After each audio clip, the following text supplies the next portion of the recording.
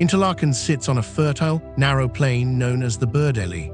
It is a strip of land carved out over millennia, sandwiched almost impossibly between two vast bodies of water, the dramatic, moody waters of Lake Brienz to the east and the expansive, deep blue of Lake Thun to the west. It is as if the earth decided to leave a small, green bridge of land for humans to dwell upon, keeping them forever close to the water.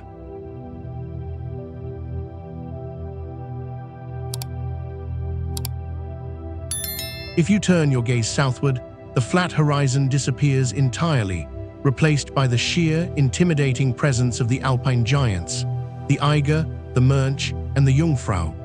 At an elevation of just 566 meters, the town itself is relatively low, yet it lives in the constant presence of peaks that rise more than 4,000 meters into the sky.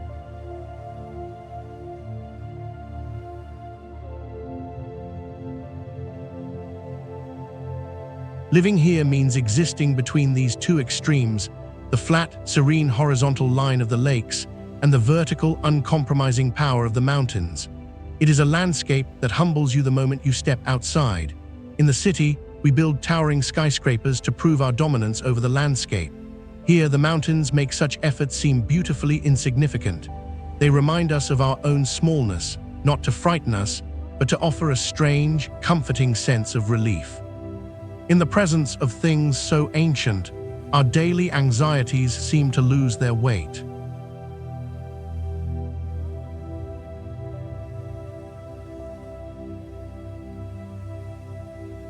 When the first afternoon trains arrive, the streets of Interlaken fill with a vibrant, chaotic energy. Travelers from every corner of the globe spill out onto the avenues, their cameras raised, eager to capture a piece of this alpine dream. But if you look closely, behind the bustling storefronts and the souvenir shops, you will find another world entirely.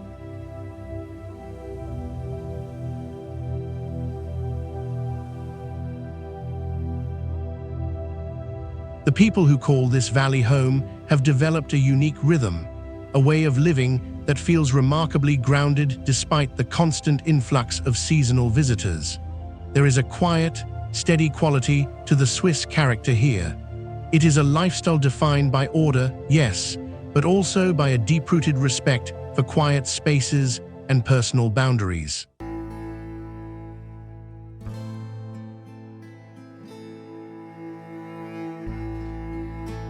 I watched a local baker setting out his goods at dawn. There was no rush in his movements, no sense of frantic hurry. Each loaf of bread was placed with care, a small daily ritual performed with quiet pride. In our modern cities, we often wear our busyness like a badge of honor. We measure our worth by how exhausted we are, by how little time we have left for ourselves. But here, there seems to be a collective understanding that life is not a race to be won.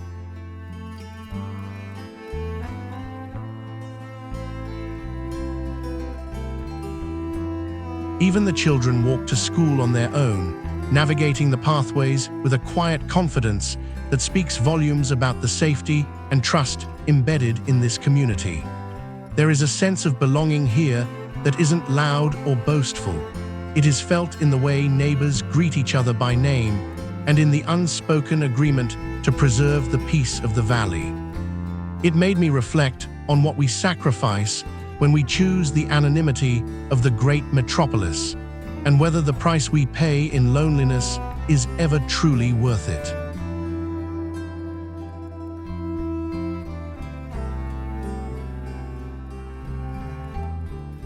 Long before this town was known to global travelers, it was called Armuhil, a quiet, isolated settlement built around a simple mill by the river. Its identity was forged not by luxury, but by the slow, difficult work of farming and trading in a challenging alpine climate.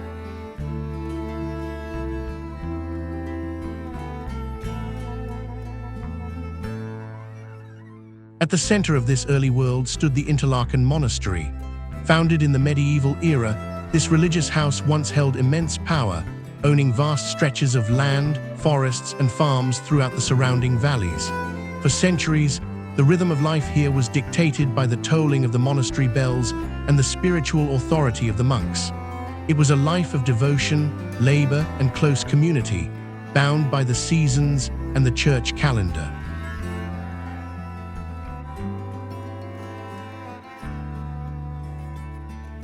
But change, as it always does, eventually found its way into the valley. The Protestant Reformation swept through the region, dismantling the power of the monastery and transferring its lands to secular hands. The grand monastic buildings were repurposed into hospitals, administrative offices, and storage facilities. The sacred gave way to the practical.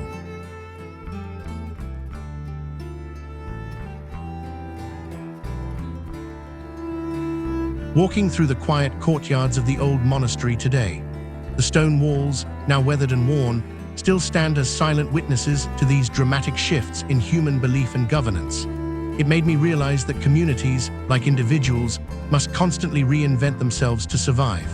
Yet, even as the world around them transformed from a quiet, sacred valley into a global crossroads, the core of their identity remained anchored in the soil, the water, and the stone.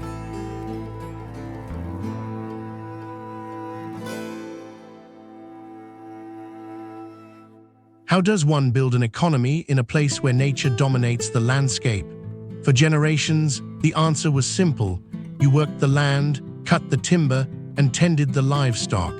But in the 19th century, a new kind of industry emerged, one built not on extracting resources from the earth, but on sharing its beauty with the world.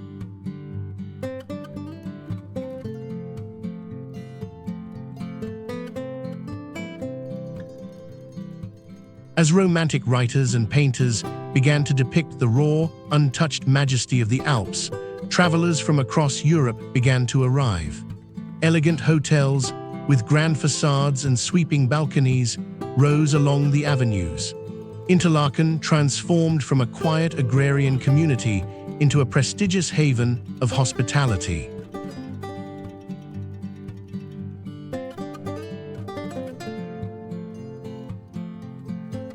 Yet what struck me most is that this community never allowed itself to become entirely dependent on the whims of tourism. The people here possessed a resilient, practical entrepreneurial spirit. When the global conflicts of the 20th century brought international travel to a sudden, devastating halt, the town did not collapse. Instead, local industries, ranging from precision metalwork to textile production and high-quality parquet flooring factories, provided a vital economic anchor.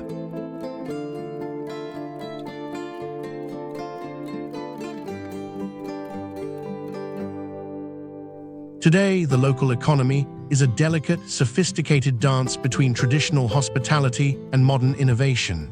People here work hard, but there is a clear boundary between labor and life. The pursuit of financial stability is not allowed to swallow the pursuit of well-being. It is a work ethic that values quality over quantity, durability over speed. It begs the question, have we in the West lost this balance? Have we forgotten that the ultimate goal of work is to support a life of quiet dignity, rather than to let the work become the life itself?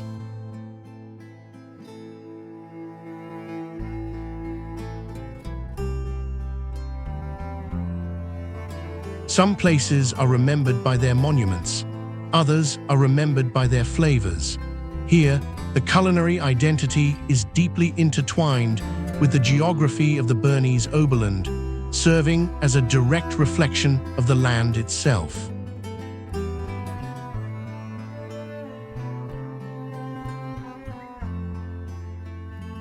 In the local restaurants and alpine huts, food is not treated as a mere commodity to be consumed quickly on the run. It is an experience, an invitation to slow down and connect.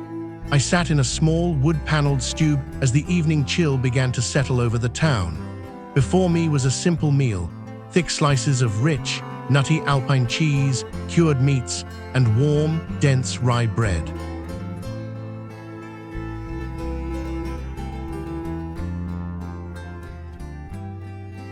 This cheese is the product of summer days spent by dairy cows grazing on high mountain pastures, eating wild herbs and sweet grasses. You can taste the meadows, the clean air, and the patient labor of the alpine farmers who still prepare it using traditional methods. There is a comforting honesty to this food. It does not hide behind overly complex techniques or pretentious presentations. It relies instead on the pure quality of its ingredients.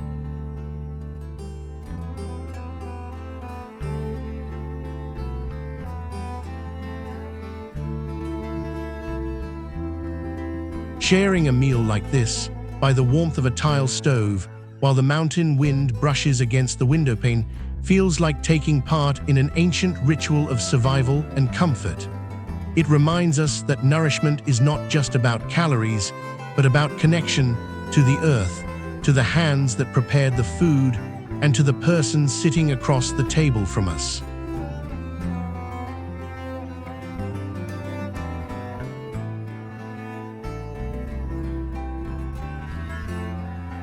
The climate in this part of Switzerland is a living, breathing presence that shapes every aspect of daily life.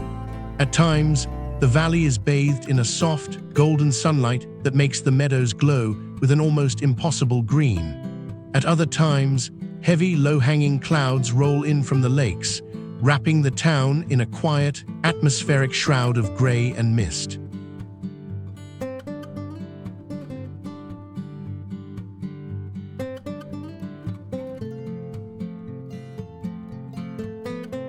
The rain here is not an inconvenience, it is a gift. It feeds the dense forests that cling to the steep mountain slopes, keeps the rivers rushing with crystal-clear glacial water, and maintains the vibrant life of the valley. The seasons do not just change the temperature, they completely rewrite the rules of existence.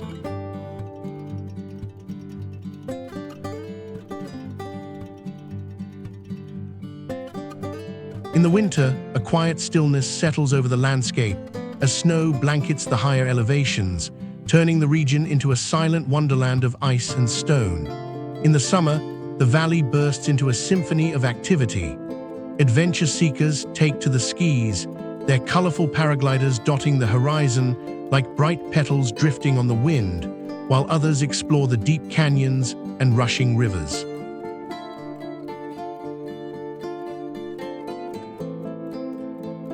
But for all the excitement of outdoor sports, the locals maintain a quiet, deeply respectful relationship with nature.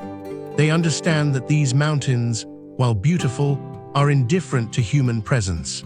The weather can change in an instant, and the mountains demand a level of humility and caution that modern society often forgets to practice. It is a constant reminder that we do not own the earth. We are merely passing through, temporary guests in a landscape that was here long before us and will remain long after we are gone.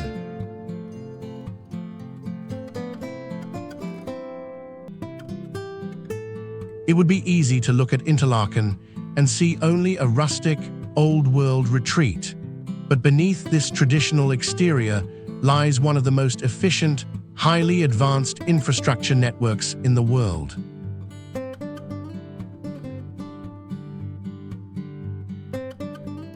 Here, railways, steamships, buses, and mountain funiculars converge with absolute precision. You can step onto a train in the center of town, and within a few hours, find yourself standing on the Jungfrau, the top of Europe, at over 3,400 meters above sea level, surrounded by eternal snow and ice. The engineering required to build these pathways through solid rock and ice is nothing short of extraordinary. Yet this incredible connectivity raises a profound question. Does progress always mean happiness?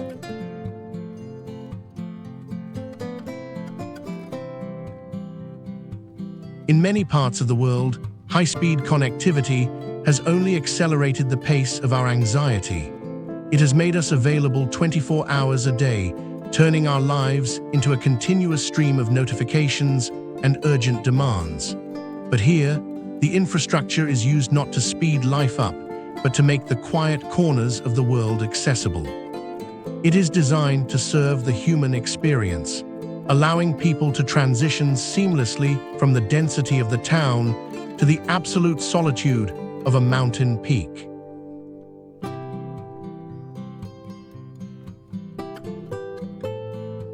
It shows us that technology and nature do not have to exist in conflict. When designed with respect for the landscape, progress can actually help us find our way back to the wild, offering us a bridge between our modern responsibilities and our ancient need for open spaces.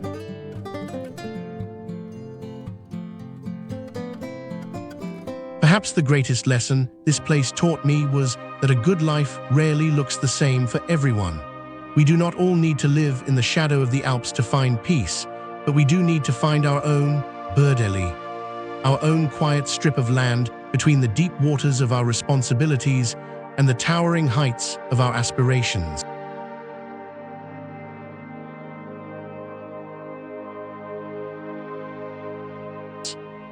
Interlaken is a place where the past and the present, the local and the global, the wild and the engineered, exist in a quiet, delicate balance.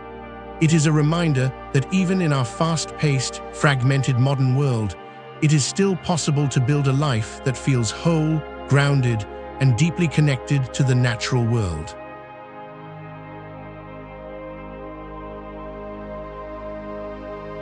Could you imagine living in a place like this, where your daily horizon is defined by water and stone?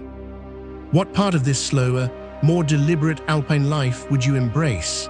And what part of your modern, fast-paced world would you find the hardest to leave behind? If one day you had the chance to live here, would you choose to stay, or would you eventually return to your familiar way of life?